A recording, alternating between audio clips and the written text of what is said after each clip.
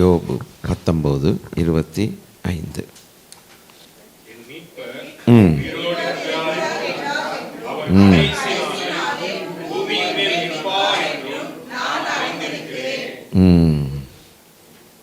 கடைசி காலம், கடைசி நாள், பூமியின் மேல் நிற்பார். ஆண்டவர் பூமியின் மேல் நிற்கிறதை அவராகவே வந்து நின்னால் ஒழிய அவரை இறக்க யாராலையும் முடியாது. காரணம், அவர் பரலோகத்தில் இருக்கிறார். வேதம் சொல்லுகிறது, நம்முடைய தேவன் பரலோகத்தில் இருக்கிறார், அவருக்கு சித்தமானவைகள் எல்லாம் அவர் செய்கிறார் என்று எழுதியிருக்கிறது. பரமண்டலங்களில் இருக்கிற எங்கள் நல்ல பிதாவே. இப்போ பரலோகத்தை அவருடைய வாசஸ்தலம், பரலோகம். அவர் பூமிக்கு வர வேண்டிய அவசியம் இல்லை. ஆனால் முன்னதாகவே தீர்க்க தரிசனமாக வேதம் யோபை கொண்டு சொன்ன வார்த்தை, அவர் பூமியில் மேல் கடைசி நாளில் நிற்பார். இந்த வசனத்தை வாசிக்கும்போது நம்ம எப்படி நினைக்கிறோன்னா, சரி ஏதோ ஒரு எல்லா உலகங்கள் முடிஞ்சு கடைசி நாளிலே அப்படின்ட்டு மாதிரி ஒரு ஒரு ஒரு தோற்றம், மனதிலே ஒரு தோற்றம் வர்றது நியாயம்தான். ஆனால் சற்று வேதத்தை ஆராய்ந்து பார்த்தால், நம்முடைய ஆண்டவராகிய இயேசு கிறிஸ்து எபிரேயர் 9:26 சொல்லப்பட்டபடி, எபிரேயர் 9வது அதிகாரம் 26 அல்லது எபிரேயர் 1வது அதிகாரம் முதல் 2 வசனங்களில் சொல்லப்பட்டபடி, முதலாவது அதை பார்த்துட்டு பிறகு போகலாம். இது பழக்கமான ஒரு வசனம்தான்.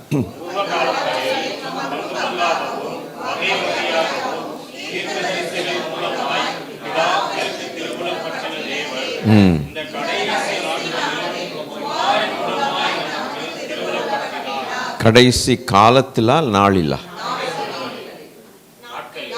கடைசி நாட்கள், நாட்கள் காலம் சரி, அதெல்லாம் ஒன்றே தான் குறிக்கிறது. இப்போது இந்த 2 வசனங்களையும் வச்சு பார்க்கும்போது, இந்த கடைசி நாட்கள் யோபு என்ன சொன்னான்? பூமியின் மேல் இருக்கிறது வேற விஷயம். அப்போ கடைசி நாளில் தானே சொன்னான். அப்போது இங்கே கடைசி கால நாட்களில் அப்படின்னு போட்டிருக்கு. அப்போது யோபு சொன்னதை, தீர்க்க தரிசனமாக ஆண்டவர் யோபை கொண்டு சொன்னதை எபிரேய ஆக்கியோன் மூலமாக அப்படியே நிறைவேறுதலை காட்டுகிறார். இந்த ஆங்கிளில் நம்ம அவ்வளோ சீக்கிரமாக பார்க்க மாட்டோம். அவன் துன்பத்தில் துயரத்தில் தாங்காமல் கடைசியில் ஒரு ஆறுதல் எனக்கு இருக்குதுன்ட்டு சொல்கிறதாக நம்ம என்ன செய்கிறோம்? எப்போதுமே அதை எடுத்துக்கொள்ளுகிறோம். இன்றைக்கி இருக்கிற மாதிரி இருக்காதுடா அப்படின்னு சொல்கிறாங்கல்ல, காலங்கள் மாறுண்டா. யானைக்கு ஒரு காலம் வந்தா அப்படின்ட்டு தமிழ் மொழியில் சொல்லி ஒரு தேற்றிக்கொள்ளுகிற ஒரு, அது போல் நம்ம நினச்சிடுறோம். அதுபோல் நம்ம நினைக்கிற மாதிரி, நம்ம அது மாம்சத்தில் நம்ம நினைக்கிறோம். வேதம் மாம்சத்துக்குரியது அல்ல. மாம்சமான சிந்தைக்கும் பொருத்தம், ஆனால் அது ஹையர், ஆவிக்குரிய புஸ்தகம். அது மாம்சத்தின்படி எடுக்கும்போது அது வரைக்கும் தான் தெரியுமே ஒழிய, மேலே ஆண்டவர் நம்மளை கூப்பிட்டு போகலன்னா தெரியாது. வேதம் எப்போதுமே அது ஆவிக்குரிய புஸ்தகம். அதனால தான் ஜென்ம சுபாவம் உள்ள மனுஷன் அதை அறியான் அப்படின்னு போட்டு, மாம்ச சுபாவம் உள்ள மாம்சத்துக்குரியவர்கள் அறிய மாட்டார்கள், ஜென்ம சுபாவம் உள்ளவர்கள் நிச்சயமாக அறிய மாட்டார்கள். காரணம், அவைகள் ஒருவராலும் நிதானிக்கப்படுகிறவைகள் அல்ல, மாம்சத்தில் நிதானிக்கப்படுகிறவைகள் அல்ல. மாம்சத்தில் நிதானிக்கப்படுகிறவைகள் இந்த பூமிக்குரியவைகள்.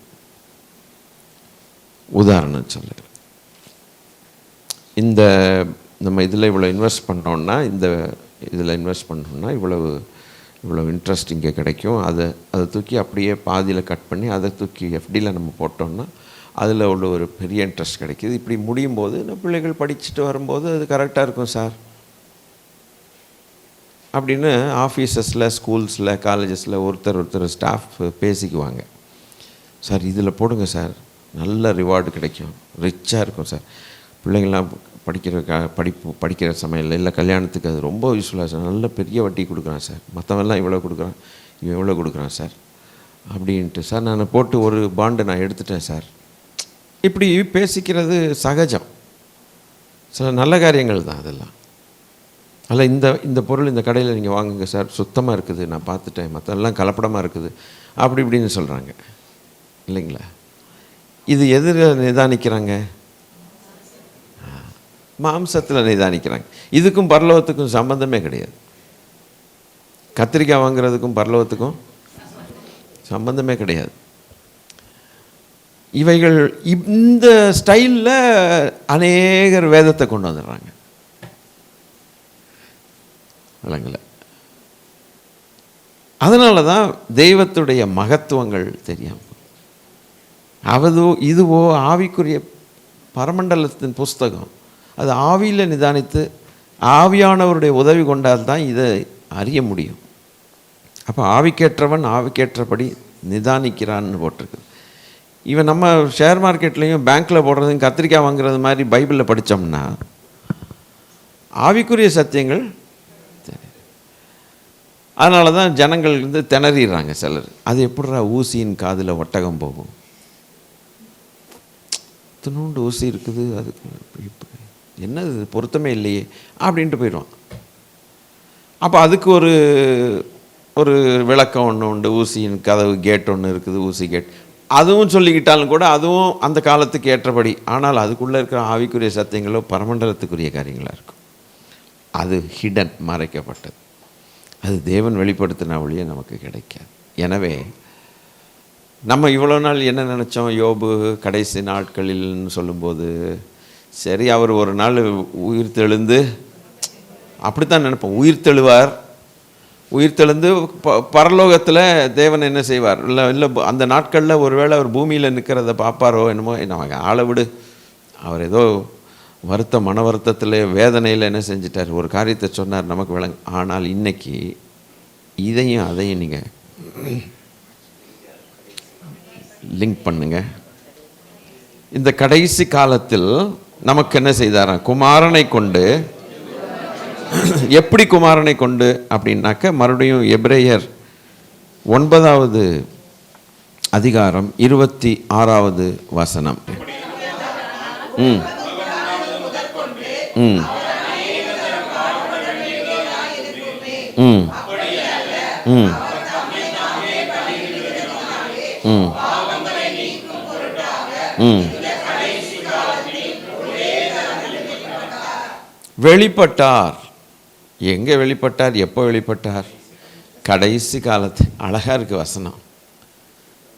வெளிப்பட்டார். யோவான் 1வது அதிகாரம் 14வது வசனத்தின்படி, யோவான் 1வது அதிகாரம் 14வது வசனத்தின்படி,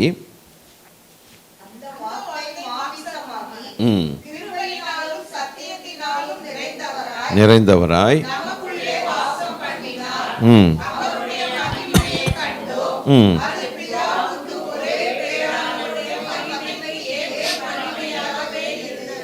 அப்போ அந்த கடைசி காலத்தில் பூமியில் நிற்பார் என்று சொன்னதான வசனம் தீர்க்க தரிசனமாக ஆபிரகாமுடைய நாட்களிலே, அந்த அவ்வளவு பூர்வ நாட்களிலே வாழ்ந்ததான ஒரு மனுஷனை கொண்டு தேவன் என் ஆண்டவராகிய இயேசு கிறிஸ்து இந்த பூமியிலே கால் வைப்பார் என்பதை அவன் தீர்க்க தரிசனமாக சொன்னான். நம்ம என்ன நினச்சோம், மாம்சத்தில்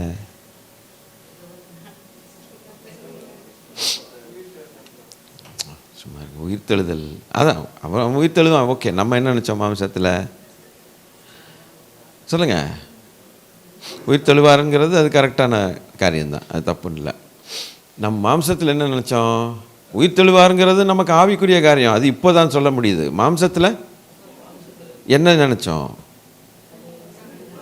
அவர் வேதனையில், அவர் கடைசி நாளில் அவர் வேதனையெல்லாம் நீங்கி போய் சும்மா இது கொஞ்ச காலம்தான் நீப்பார், அப்போ ஆண்டவரை பார்ப்பார், இந்த தோல் முதலாவது அழுகி போனாலும் கூட நாங்கள் பார்ப்பேன் அவர், அதை அப்படி தான் எடுத்துகிட்டு போயிட்டே இருந்தோம். இப்போ பாருங்கள், இந்த கடைசி காலத்தில் வெளிப்பட்டார். அப்போ மாம்சத்தில் தேவன் வெளிப்படுவார் என்பதை காலகாலமாக தேவன் தம்முடைய தீர்க்கதரிசிகளுக்கு, யோபு தீர்க்கதரிசி தான். ஏன்னா இந்த காரியத்தை யார் சொல்ல முடியும்? இது சொல்கிறவன் யார்? கட்டாயம் சொல்ல முடியுமா?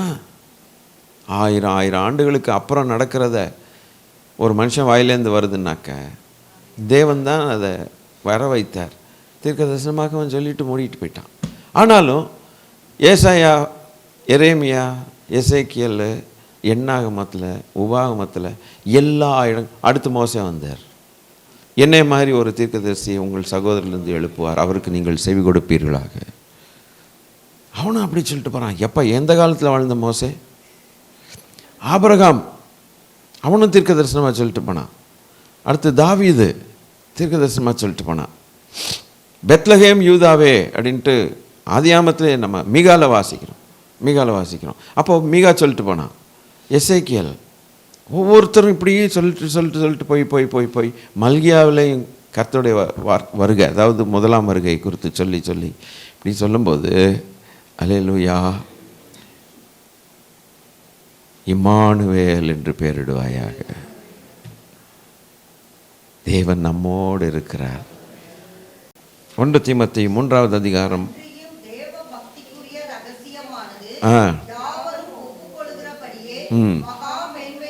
அது என்னவென்றால், போதும், மாம்சத்திலே வெளிப்பட்டார், அவருக்கு இம்மானுவேல் என்று பெயரிடுவாயாக. ஸ்தோத்திரம். இம்மானுவேல் என்று பெயரிட. அப்போ மாம்சத்தில் வெளிப்பட்டதான கிறிஸ்து கடைசி காலத்தில் பூமியிலே நிற்பார். நின்னாரா? நின்னார். எந்த காலத்தை குறித்து எந்த காலத்தில் அவன் பேசுகிறான்? இதுதான் வேதத்தின் மகத்துவம். இந்த ஒரு புஸ்தகம் ஒன்று தான் வேதம் உலகத்தில். வேறு வேதம்னு சொல்கிறதுக்கு ஒன்றுமே இல்லை. மற்றதெல்லாம் கட்டுக்கதைகள், காமவிகார கட்டுக்கதைகள், விக்கிரக ஆராதனைக்கு ஏற்ற கட்டுக்கதைகள், மனுஷீக போதனைகள். பரத்திலிருந்து வந்த புஸ்தகம் கர்த்தருடைய வாயிலிருந்து பெறப்பட்டதான ஒரு வார்த்தை. அந்த வார்த்தையின் புஸ்தகம்தான் த ஹோலி பைபிள். ஆமாம், மற்றெல்லாம் காப்பி அடித்து பைபிள்லேருந்து காப்பி அடித்து எங்களுக்கும் இருக்குன்னு சொல்லிவிட்டு அப்படி சொல்லிட்டு ஏமாத்துகிற ஒரு வேலையாக இருக்கிறது. ஆண்டவருடைய பிள்ளைகளே, நின்னார். இனி 1 பேதுரு 1வது அதிகாரம் 5வது வசனத்தை எடுத்து பார்த்தால், 1 பேதுரு 1வது அதிகாரம் 5வது வசனத்தில்,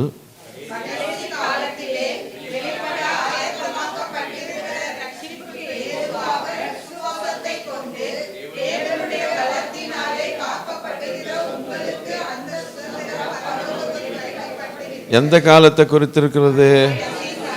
கடைசி காலத்தில் வெளிப்பட போகிற ரட்சிப்புனாக்க இந்த காலத்தில் ஒரு ரட்சிப்பு வெளிப்பட போகிறது. அந்த காலம் பரலோகத்தில் நாம் வாழுகிற காலம் அல்ல. பரலோகத்தில் வாழக்கூடிய காலத்துக்கு ஒரே ஒரு பெயர், அதுக்கு வேற பேர், இன்னொரு பேரே கிடையாது. அதுக்கு பேர் நித்திய ஜீவன், நித்திய காலம். அது ஒன்று தான் வார்த்தை. அது ஒன்று தவிர்த்து வேறு வார்த்தை இருக்கவும் முடியாது. ஆனால் இந்த பூமியில் வாழும்போது காலங்களுக்கு பெயர்கள் இருக்கு. உதாரணமாக கடைசி காலம், கிருபையின் காலம், கொஞ்ச காலம், உபத்திரவ காலம், இப்படி பெயர்கள் இருக்கு.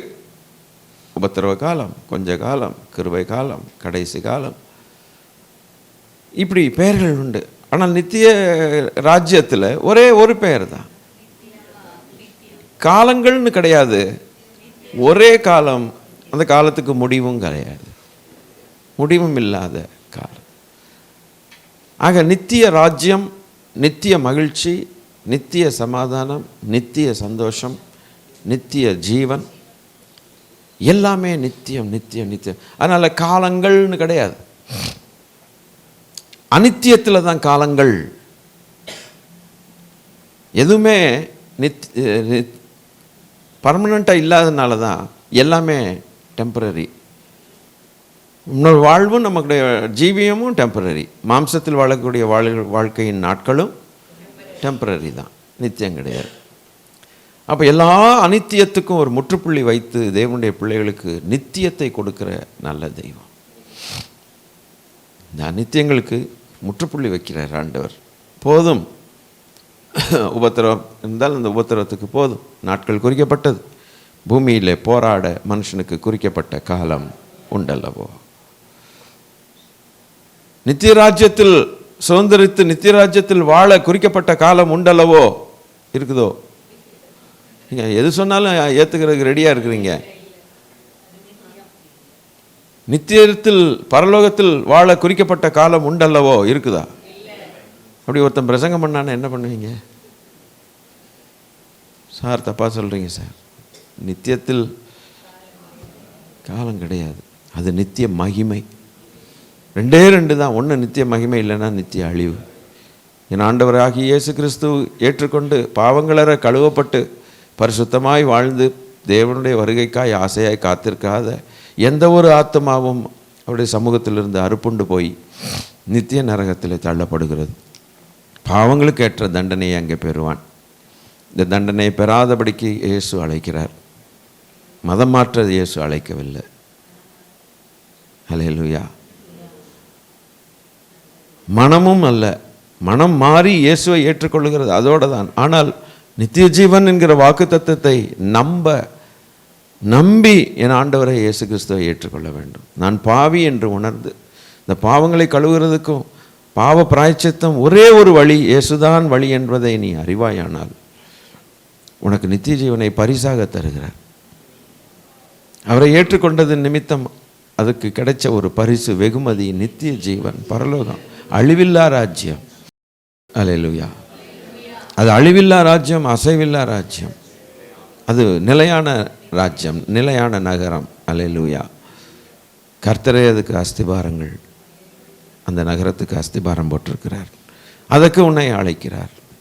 நம்மை அழைத்த தெய்வம், நாம் விசுவாசிக்கும்படிக்கு கிருபை செய்த தெய்வம். அல்லேலூயா. சகாயம் பண்ணின தெய்வம். நாம் கெட்டு போகாமல் நித்திய ஜீவனை பெறும்படிக்கு தரும்படிக்கு அவர் தம்முடைய குமாரனை அனுப்பி உலகத்தில் இவ்வளவாய் அன்பு கூர்ந்தார். நித்திய ஜீவனை தரும்படிக்கு. ஆக காலங்கள் இப்போ இங்கே தான். அங்கே காலம் என்பதில்லை, நித்திய காலம், அவ்வளோதான். நித்திய ஜீவன், நித்திய. ஆகவே என்ன வாசித்தோம்? கடைசி காலத்தில் வெளிப்பட ரட்சிப்பு. அப்படின்னா வெளிப்பட ஆயத்தமாக்கப்பட்டிருக்கிறதுனா என்னது வெளிப்பட? இப்போ இயேசு கிறிஸ்து முதல் தரம் ஆண்டவர் இயேசு கிறிஸ்து வந்தார். அவர் ரட்சிப்பின் அதிபதியாக நம் மத்தியில் வந்தார். அவருடைய மகிமையை கண்டோம் என்று எழுதியிருக்கிறது.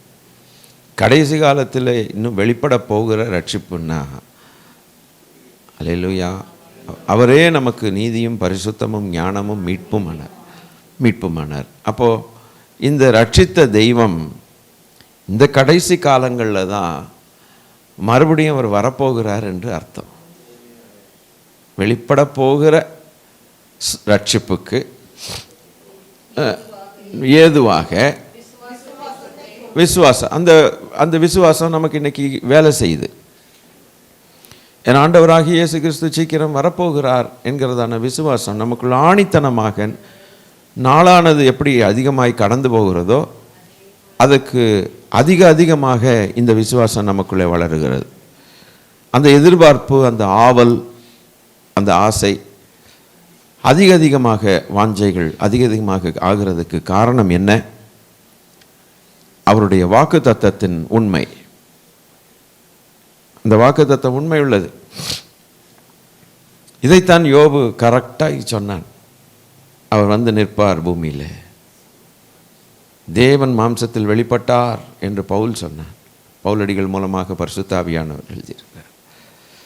நின்ற தேவன் ரட்சிப்புக்கான காரியத்தை எல்லாம் செய்து முடிச்சுட்டு பிதாவின் வலது பார்சத்தில் வீற்றிருக்கிறார். ஒரு நாள் பிதா சொல்ல குமாரன் புறப்பட்டு வருவார். அப்பொழுது விசுவாசத்தில் இருக்கிறவர்கள், இயேசுவை ஏற்றுக்கொண்டு ரட்சிக்கப்பட்டவர்கள், பாவமில்லாமல் வாழ்ந்து தேவ கிருபையிலே பாவங்களற கழுவப்பட்டு பாவங்களுக்கு விலகி இருந்து ஜாக்கிரதையாய் தங்கள் ஆத்துமாக்களை காத்துக்கொள்ளுகிற சபையார் அவருக்கு எதிர்கொண்டு போக மேகங்களோடு அவர் வருகிறார். அப்பொழுது நித்திய மகிமையை அடைவார்கள். பரிசுத்தவான்கள் நித்திய மகிமையை அடைவார்கள்.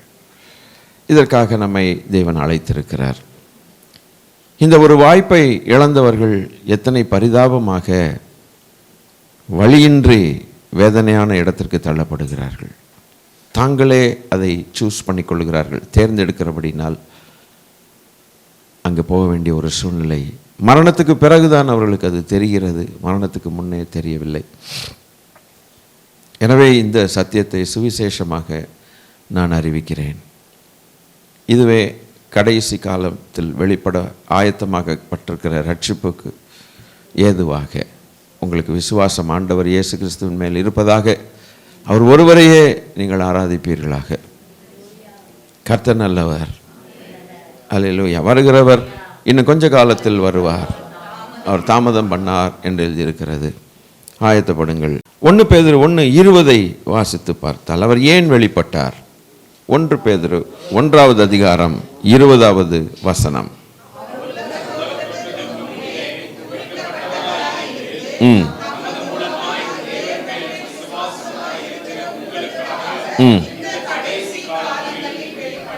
யாருக்காக வெளிப்பட்டார்? தம்முடைய ஜனத்துக்காக வெளிப்பட்டார்.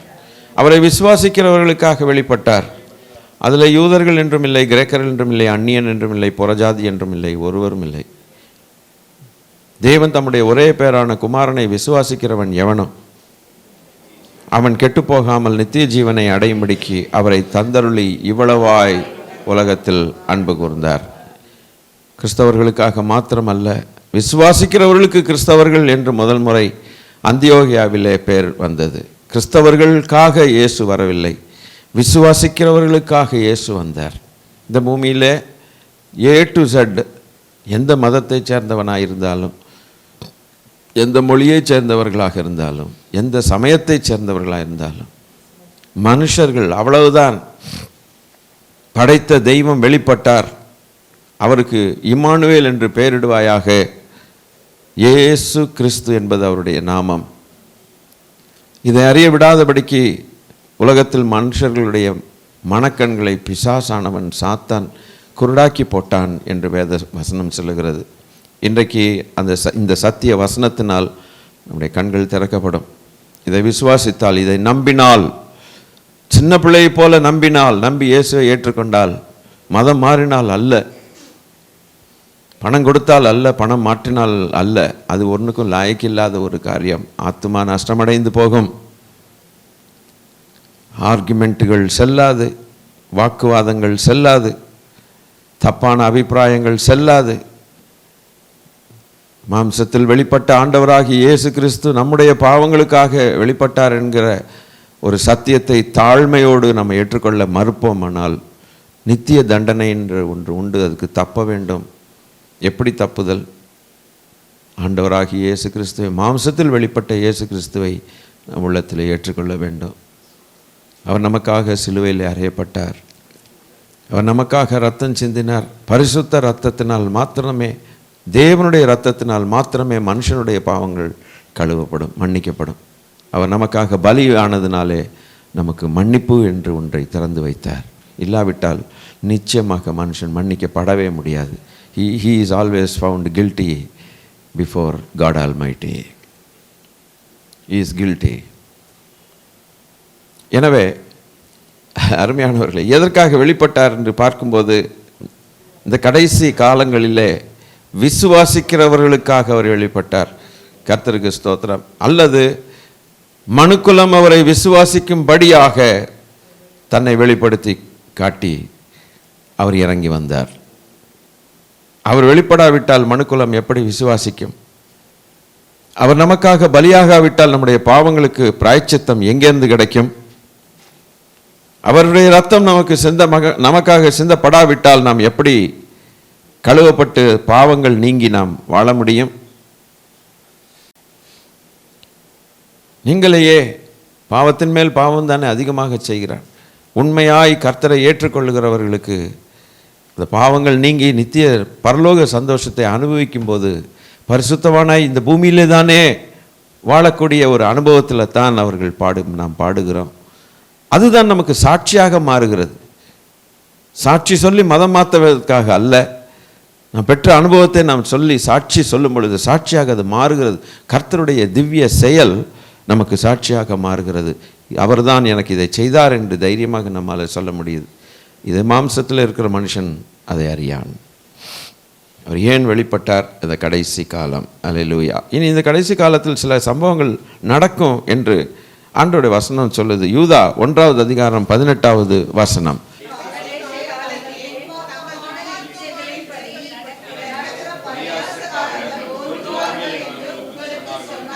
இதுவும் தீர்க்க தரிசனமாய் சொல்லப்பட்ட வார்த்தை.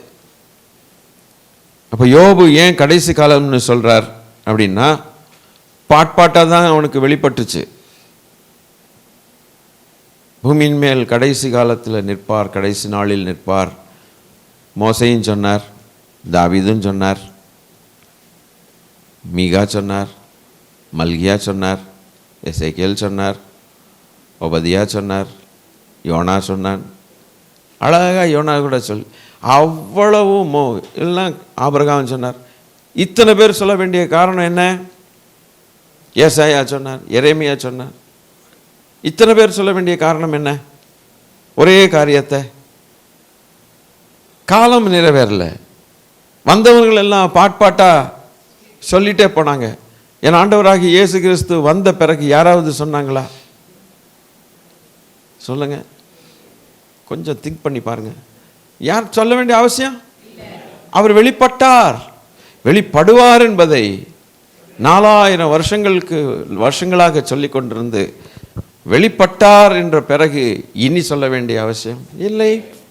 இனி ஒன்று சொல்ல வேண்டிய அவசியம், ரட்சிக்கப்படுங்கள். அது ஒன்று தான் சொல்ல வேண்டியது. மனம் திரும்புங்கள், பரலோக ராஜ்யம் சமீபமாக இருக்கிறது. அது ஒன்று தான் சொல்ல வேண்டிய நற்செய்தி. இயேசு கிறிஸ்து வருகிறார், அவ்வளோதான் சொல்ல வேண்டியது. ஆக ஒரு காரியத்தை முடிஞ்ச பிறகு அதுக்கு மதிப்பில்லை, அதுக்கப்புறம் சொல்ல வேண்டிய அவசியம் இல்லை. அதுபோல் நம்ம பரலோகத்தில் சேர்ந்த பிறகு எதையாவது சொல்லுவோமா? பரலோகத்தில் உள்ளவங்களுக்கு அங்கே பரலோகத்தில் போய் மனம் திரும்புங்கள், ரட்சிக்கப்படுங்கள், இயேசு வருகிறார். இயேசு வந்து உங்களை கூட்டு போயிட்டார், அப்புறம் என்ன இயேசு வருகிறார் சொல்ல வேண்டிய அவசியம்? அது நிறைவேறின பிறகு எப்படி அழகாக போகுது. இந்த நடுவில் எவ்வளவோ வாய்ப்புகளை கர்த்தர் மனுக்குலத்துக்கு தருகிறார். இதை பார்த்து கொண்டிருக்கிற அருமையான சகோதரனே சகோதரியே, உங்களுக்கும் அந்த வாய்ப்பை தருகிறார். இலவசமாக கர்த்தர் தருகிறார். கர்த்தர் தந்தா தான், வானத்தையும் பூமி உண்டாக்கின கர்த்தர் தந்தா தான் ஒழிய நம்மமா தான் அது ஒரு நாளும் பரலோகத்தை கொடுக்கவே முடியாது. எனவே மதத்தை சார்ந்து கொள்ளாதபடிக்கு சிருஷ்டிகர்த்தாவாகி இயேசு கிறிஸ்துவை சார்ந்து கொண்டீர்களானால் நீர்க்குமிழி போல சோப் பபுள் பார்த்துருப்பீங்கள்ல, துணி துவைக்கும்போது அது போல் எடுத்துட்டு வந்த மாதிரி வந்து டப்புன்னு அது உடையும். அதுபோல் நம்முடைய வாழ்க்கை என்றைக்கு போகிறோமோ தெரியாது, ஆனால் போனால் மேலே போயிடணும். அதுக்கு இயேசு கிறிஸ்து ஒருத்தர் தான் வழி, வேறு வழியே கிடையாது. கர்த்தர் நல்லவர். அல்லேலூயா. அவங்களுக்கு அனுகிரகம் பண்ணுவாராக ஆண்டவர், உங்களை ரட்சிப்பாராக. இப்படி பரியாசக்காரர்கள் தோன்றுவார்கள் என்று இருக்கிறது. இனி அடுத்து இன்னொரு பரியாசம் 2 பேதுரு 3வது அதிகாரம் 3வது வசனத்தில், 2 பேதுரு 3வது அதிகாரம் 3வது வசனத்தில் இன்னொரு பரியாசம் உண்டு. முதலாவது நீங்கள் என்னதை அறியணும்? கடைசி நாட்களில் பரியாசக்காரர்கள் அவர் வருகிறார் என்று சொன்னீங்களே, வாக்குத்தத்தம் எங்கே?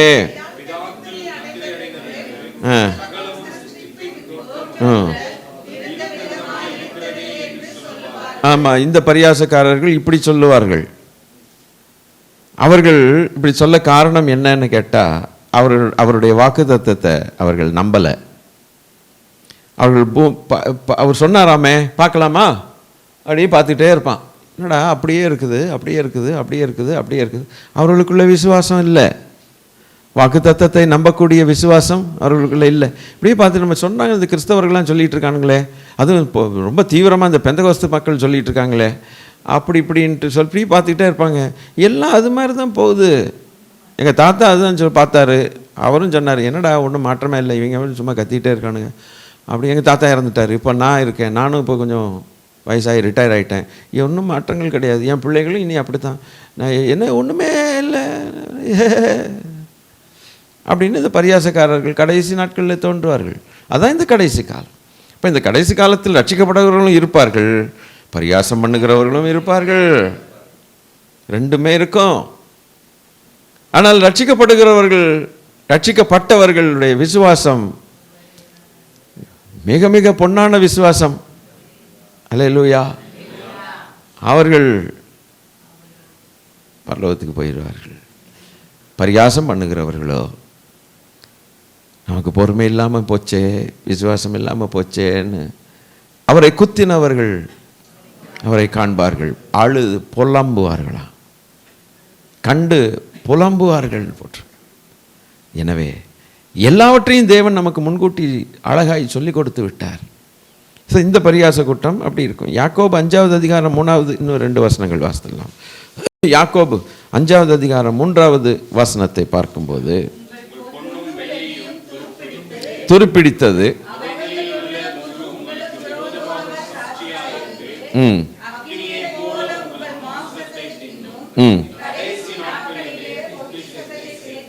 இவங்க இந்த கூட்டம் எப்படிப்பட்ட கூட்டம் அப்படின்னு கேட்டால், பொக்கிஷங்களை சேர்த்து பொக்கிஷங்கள் தான் தெய்வம் என்று காப்பாற்றும் என்று நினைக்கிற ஒரு கூட்டம். இந்த பரியாசக்காரர்களுடைய பரியாசக்காரர்களுடைய நம்பிக்கை நங்கூரம், ஆதாரம். அந்த ஆதாரத்தை இவர்கள் இழக்க வேண்டிய நேரம் வரும். அப்பொழுது இந்த பொண்ணும் வெள்ளியும் அவர் சேர்த்து வைத்தது துருப்பிடிக்கும்னு சொன்னார். பொண்ணு என்னைக்காவது துருப்பிடிக்குமா? துருப்பிடிக்காது. அதனால தான் கழுத்தில் காதில் எல்லாத்துலேயும் போட்டுட்டு சுற்றுறோம். ஆனால் வேதம் சொல்லுகிறது, அது துருப்பிடிக்கக்கூடிய காலம் ஒன்று உண்டு, தேவன் அதை செய்வார். ஆரிக் ஆக்சைடு ஃபார்ம் ஆகும், ஆக்சைடு ஃபார்ம் ஆகும். ஆனால் அது ஃபார்ம் ஆன அடுத்த செகண்டில் ஆரியம் அண்ட் ஆக்சிஜனாக மாறி பிரிஞ்சிடும். அதனால் அது துரு பிடிக்கிறது தெரியாதபடிக்கு துருவாகாது, அது ஆக்சைடு ஃபார்ம் ஆகும். ஆனாலும் திரும்பி அடுத்த செகண்ட் பிரியும். அதனால தான் மனுஷனுக்கு தெரியல அது என்னன்ட்டு. ஆனால் அது கெமிஸ்ட்ரி படித்தா தான் தெரியுது. அது ஃபார்ம் ஆகி அடுத்த செகண்ட் அது உடனே கோல்டாகவும் ஆக்சிஜனாகவும் பிரிஞ்சிருது. வேற அயன் ஆக்சைடுன்னு ஒன்று இருக்குது. அயன் ஆக்சைடு இரும்பு மேலே ஆக்சிஜனோட சேர்ந்து அயன் ஆக்சைடுங்கிற ஒரு படிவம் ஒன்று வருது. அது வந்துச்சுன்னா அப்படியே அது இரும்பு அப்படி எடுத்துக்கிட்டே கரைச்சிக்கிட்டே போயிடும். கோல்டு மேலேயும் ஆக்சைடு ஃபார்ம் ஆகுது. ஃபார்ம் ஆன உடனே உருவாக அடுத்த செகண்ட் அது என்ன ஆகிடுது, நம்ம மறுபடியும் ஆக்சிஜன் தனியாக வந்து அப்படி பிரியுது. இது வந்தாச்சுன்னா பிரியாது, அது அப்படியே அயன் போயிடும், துரு பிடிச்சிருது. அதான் துருன்னு சொல்கிறோம். கர்த்தர் நல்லவர், அல்லேலூயா. இதுக்கு தான் இப்படி இந்த படிப்பு நமக்கு உதவுது, வசனத்தை புரிஞ்சுக்கிறதுக்கு உதவுது. அப்போது ஜனங்களுக்கு தெரியாது இது ஃபார்ம் ஆகுதுன்ட்டு. சொல்லி கொடுத்துட்டேன்னா ரகசியத்தை நீங்கள் போட்டிருக்கீங்கள, துரு பிடிச்சிட்டு தான் இருக்குது. ஆனால் என்ன ஆகுதுன்னா அந்த ஆக்சைடு உடனே பிரிஞ்சுது, ஆரியம் அண்ட் ஆக்சிஜனாக போயிடுறதுனால பிழைச்சிங்க. போக ஆரம்பிச்சிருச்சுன்னா அடுத்த நிமிஷம் தூக்கி கீழே போட்டுருவீங்க. ஐயய்ய இது என்ன கலர் மாறி போச்சு. ஆனால் சில்வர் பாருங்கள், கோல்டு மாதிரி கிடையாது. அது நாளாக யூஸ் பண்ணாமல் அப்படியே ஒரு சில்வர் கப் அப்படியே வச்சு வைங்க, ஒரு 5 வருஷம்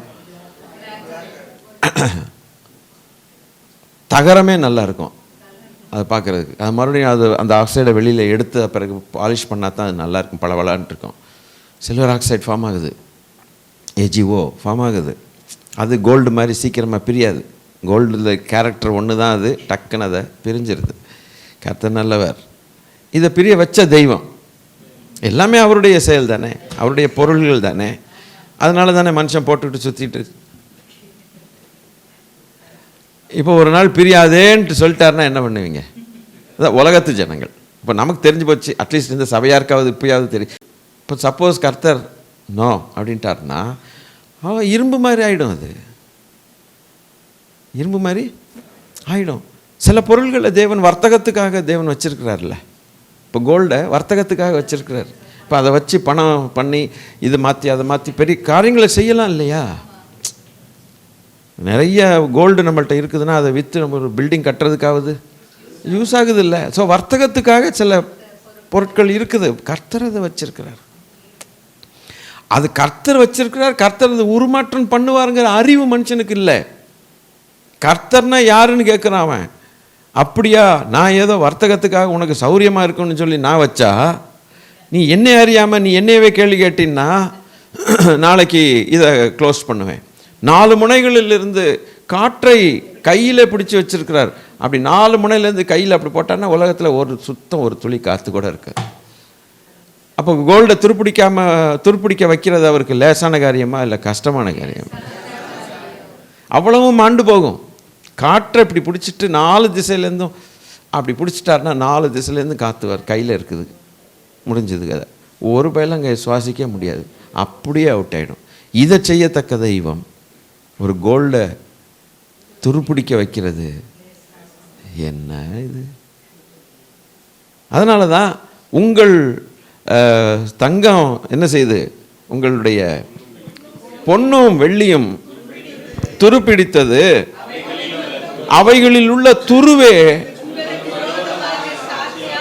அப்படி திருப்பி விட்டுறாரு. அந்த துருவே பேச வைக்கிறது விரோதம். ஆமாம், இவன் என்னை தான் நம்பினான், இந்த அம்மா என்னை தான் நம்பிச்சு, உங்களை நம்பலை. அந்த துரு கடைசி நாளில் சாட்சி சொல்லுது. இப்படி இவர்கள் நம்பி இருக்கிற இது இப்படி. ஆனால் நமக்கு எப்படி? நாம் நம்பி இருக்கிற ஆனந்த பாக்கியம். அதுக்காக எதையும் இழக்கிறதுக்கு ரெடி, எதையும் கொடுக்கறதுக்கு ரெடி அப்படின்ட்டு நம்ம ஜீவியத்தை ஆத்மா அவர் கையில் கொடுத்துருக்குறோம். நம்ம பொண்ணும் பொருளும் அவருடையது. அதில் நமக்கு ஒரு பெருமையும் கிடையாது, ஒரு மேன்மையும் கிடையாது. இதை மேன்மைப்படுத்தி பெருமைப்படுத்தி இருக்கக்கூடிய விசுவாசிகள் எவ்வளோ முட்டாள்தனமாக இருக்கிறாங்க. எதுவுமே நம்ம ஜீவனே நம்ம கையில் இல்லை, அப்புறம் என்ன நம்மள்ட்ட இருக்கிறது மேன்மைப்படுத்திக்கிறது? இருக்கிற காலத்தில் ஏதோ பார்த்துட்டு பிள்ளைகளுக்கு கொடுத்துட்டு ஏதோ பண்ணி அதை பண்ணி அப்படி மேலே போகிறது தான் நமக்கு முக்கியப்படுத்தணுமே ஒழிய, இந்த பூமியில் இருக்கக்கூடிய காரியங்களில் நம்ம என்றைக்குமே பெறும். இருந்தாலும் இல்லாதவனை போல, இல்லாதவனை போல அல்ல, இருக்கிறவனை போல. கர்த்தருடைய வசனம் நமக்கு சொல்லிக் கொடுத்த பேலன்ஸ்டு லைஃப், ரொம்ப பேலன்ஸ்டு. இல்லாதவர்கள் இருக்கிறவர்களைப் போல, இருக்கிறவர்கள் இல்லாதவர்களைப் போல, பக்காவாக பேலன்ஸ்டாக போகுது. இதுதான் எல்லாமே என்ன பண்ணும்? இருக்கிறவனும் இல்லாதவனும் மேலே தான் பார்க்கணும். இது இருக்கிறது இதெல்லாம் வச்சு இருக்குதுன்னு சொல்லிட்டு பெருமை பாராட்டி அவரை விட்டுட்டு இறங்கிடக்கூடாது. இல்லாதவன் எனக்கு இல்லை பாரு கர்த்தர் என்ன எனக்கு செஞ்சாருன்ட்டு சரிஞ்சு போய் சோர்ந்து போய் கர்த்தரை விட்டுறக்கூடாது. இருக்கிறவனும் விடுவான், இல்லாதவனும் வேறு வழியில் விடுவான். இது இல்லாதபடிக்கு 2 பேரும் கர்த்தரை பிடிச்சி வச்சுக்கணும். கர்த்தர் நல்லவர். ஒரே ஒரு வசனம், 2 தீமோத்தேயு 3வது அதிகாரம் 1 வசனம். 2 தீமோத்தேயு 3வது அதிகாரம் 1 வசனம்.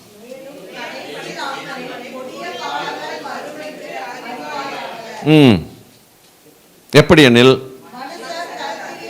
தற்பிரியராயும் பணப்பிரியராயும் வீம்புக்காரராயும் அகந்தை உள்ளவர்களாயும் தூஷிக்கிறவர்களாயும்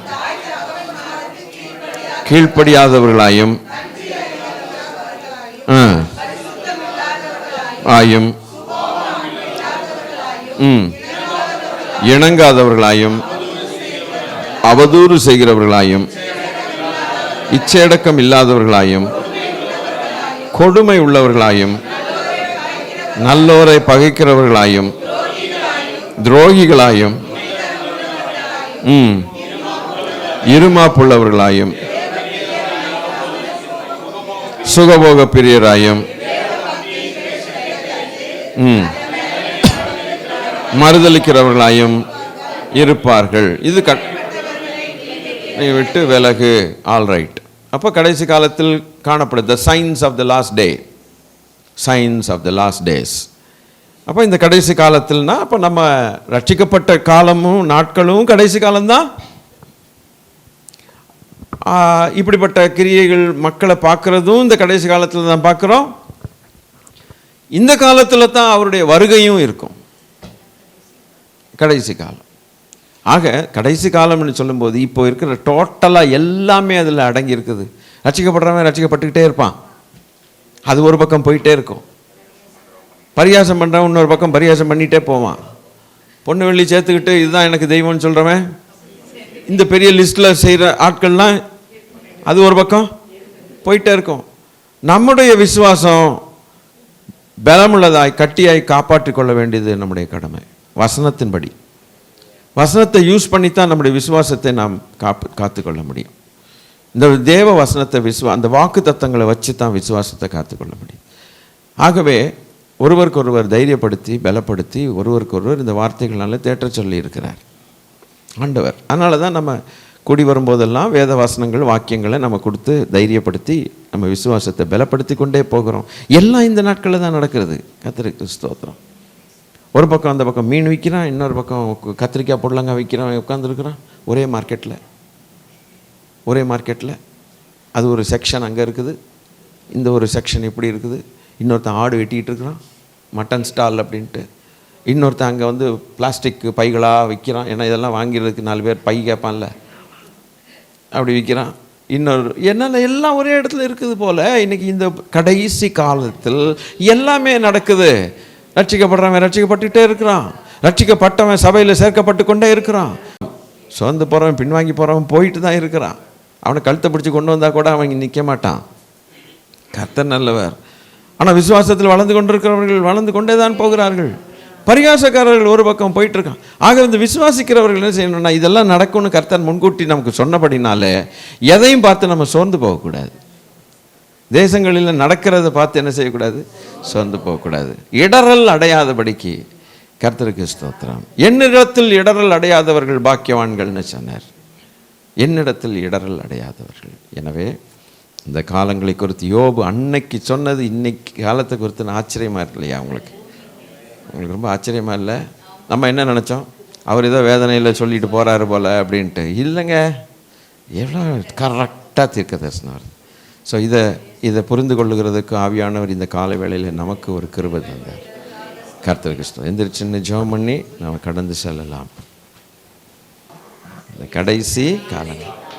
கடைசி காலத்தில் இனி அறிவிக்க வேண்டியது இல்லை. இனி அறிவிக்க வேண்டியது மனம் திரும்பு, இயேசுவை ஏற்றுக்கொள், சபைக்கு வா, சபையில் சேர்ந்தவரை ஆராதி, அவர் சீக்கிரம் வருகிறார். இதுதான் சத்தியம். இதுதான் நம்ம சொல்ல வேண்டியது. இனி இதுக்கு மேலே ஒன்றும் இல்லை. அவர் வருகிறார்னு சொல்ல அவர் வந்துட்டார், வரப்போகிறார்னு சொல்கிற ஒரே ஒரு வார்த்தை எதுக்கு யூஸ் ஆகும்னா, அவர் திரும்ப வரப்போகிறதுக்கு தான் யூஸ் ஆகும். அவருடைய வருகையை பற்றி தான் சொல்லணும். அவர் உயிர்த்தெழுந்தார், அதை சொல்லணும். இயேசு கிறிஸ்து உயிர்த்தெழுந்தார், அவர் தேவன். ஆகவே அல்லேலூயா. இந்த ஒரு ரகசியத்தை ஆண்டவரே நாங்கள் தெளிவாய் புரிந்து கொள்ள, யாராவது ஸ்தோத்திரம் தெளிவில்லாதவர்களாய் வந்திருப்பீர்களானால், அந்த யோபில் சொன்னது அழகாக இந்த காலத்தை குறிக்கிறது என்பதை ஆண்டவர் நமக்கு, ஏழைகளாய் இருக்கிற நமக்கு கர்த்தர் அதை தெரிவுபடுத்தினார்.